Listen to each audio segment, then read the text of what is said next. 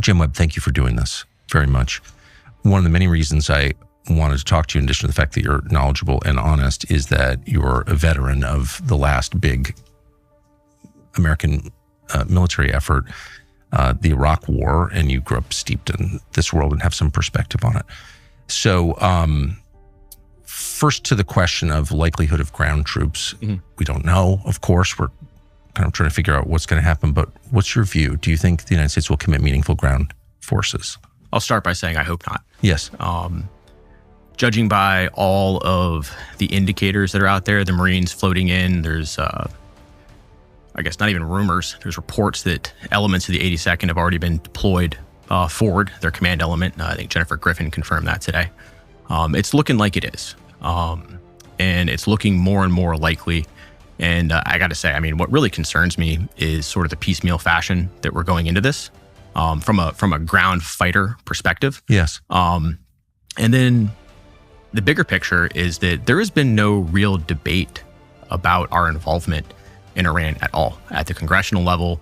While the mainstream news cycle is obsessed with domestic theater, veteran Marine Jim Webb just sat down with Tucker Carlson to point out the flashing red lights we are all missing. According to Webb, the U.S. is already drifting into a ground war with Iran. He isn't just guessing, he's looking at the indicators. The command elements of the 82nd Airborne Division, the military's 911 force, are already moving. Why does this matter to you? Because of a tiny strip of water called the Strait of Hormuz. Webb argues that if that strait is closed, the global economy breaks. He suggests that ground troops are being prepared for a bold stroke to reopen those shipping lanes. We're talking about sending 19-year-olds into a 100 million person country to keep your gas prices from hitting $15 a gallon. Jim Webb's warning is clear. We are charging into an environment with no strategic objective and zero public debate. Are we ready for the consequences of a war we haven't even discussed? There was never really a case made to the American public, and we are charging into an environment that has not effectively been cleared according to our Constitution, nor is there consensus among the American people that this is necessary for our national security. While at the same time, it's very, very clear through the statements of the administration, such as Marco Rubio, that we are doing this because Israel decided that we should do it. Therefore, by virtue of that, it's not in our national interest. We are committing our treasure and our blood to fight somebody else's war. And it would be really great if we could have a debate about that before that happens. But I mean, you look at it, it may be too late. I think one of the reasons that there hasn't been, a real debate, there hasn't been any meaningful demonstration anywhere against this, is that people are having trouble believing it could be true. Mm-hmm. That we'd be committing ground troops to a war with Iran. Can you just explain a little more fully why you think that might be in progress? Sure. Well, the complicated thing about that right out of the gate is that, I mean, as an American citizen, we have not been given any type of tangible objectives for this entire operation.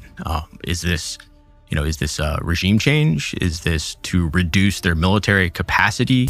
Who actually decided we were going to war with Iran? Jim Webb exposes a terrifying reality. The U.S. military is moving toward a massive conflict without a single vote from Congress or a single debate in the public square. Webb calls it drifting, a slow, quiet slide into a disaster. Webb points out that the environment hasn't been cleared according to the Constitution. He goes even further, touching on the influence of politicians like Marco Rubio and suggesting that the U.S. is being pushed into this by Israeli interests rather than our own national security. Whether you agree with that assessment or not, Webb's central question is undeniable. What is the objective? Is it regime change? Is it military reduction? Nobody knows. We are committing ourselves to a piecemeal escalation that Webb, an Iraq war veteran, says looks exactly like the mistakes of the past. It's a wake-up call for accountability before the first boots hit the ground.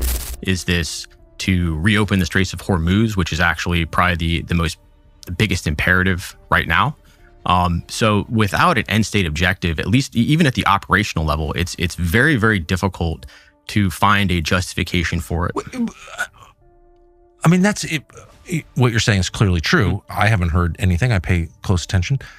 But what does that mean for the guys who are sitting at home thinking, I'm about to head over? You said there were elements of the command of regular Army units headed over. Do they know why they're doing this? Ultimately, if we don't know the long-term plan or even the interim plan, the medium-term plan, I doubt they know. They have an operation in front of them, right? Which they've more than likely been briefed on that For they're going to execute. They may know that, but what's the tie-in? How does this further the interests of the country? How does this further our strategic objectives around the world or even in the region? And I look at the prospects of ground troops, in particular, to reopen the Strait of Hormuz as an indicator that we do not have the initiative in this fight. The straits are closed, gas prices are going up, and we are looking at a scenario, by all accounts, you can talk to any number of economists about this, where if this goes on for much longer, the entire global economy could potentially be brought down, but we're already feeling the ramifications of it. So in effect, what it appears that we're doing is we are committing people to regain the initiative to open the straits. It would be a quote unquote bold or over the top stroke in order to put the Iranians on their back foot. Myself, as a former Marine, grew up in the Marine Corps. I have had a relative or ancestor fight in every single American conflict going back to the French and Indian War. It's kind of the French and Indian War. Correct. That was not on CNN. No, it was not on CNN. It did. It may have been on OAN, but I doubt it. Wow, that's amazing. Appreciate it. And we've never been really career soldiers or Marines or airmen, with the exception of my grandfather, who was a career Air Force officer. We're people who step up and who fight because you can read one of my dad's books. It's in our nature. Yes. But at the same time, it's a sense of honor and duty to the country. When the country calls, you step up and you do your part in my family. Yes. And then for whatever reason, you go back to civilian society and you live your life. The career aspect has never really, appealed. You're not in it for the free healthcare. Not at all. Not at all. It's okay. It's find private healthcare somewhere else. Yeah. But when you're inside of that, right? When that's your mindset, you're going to go fight because, I can use my own experience with the Iraq War. I didn't agree with it when we went in. I had a unique perspective due to the way that I grew up about the inner workings and the lack of a strategic objective. But it was clear that something was going on. Our country needed young men to go fight, and I volunteered to go. Dropped out of college to go do it.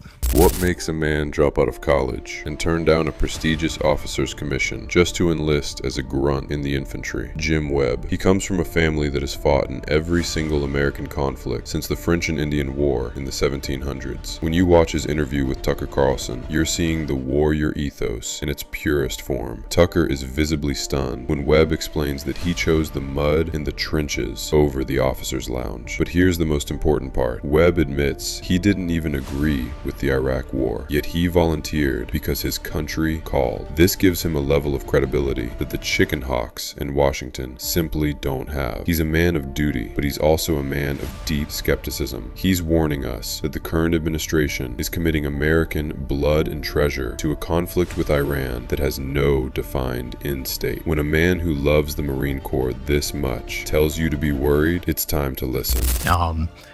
So you enlisted? Correct. You were not ROTC? I was in ROTC, and then I went to Afghanistan with my dad in 2004. Had a chance to do some photojournalism there. Liked it so much that I came home and decided to sign up and be a Marine Corps infantryman. So you could have been a Marine Corps officer, but you decided to be a Marine Corps infantryman instead. Correct. It's I've not met a lot of people who turned down the chance to be a Marine Corps officer in order to enlist in the Marine Corps.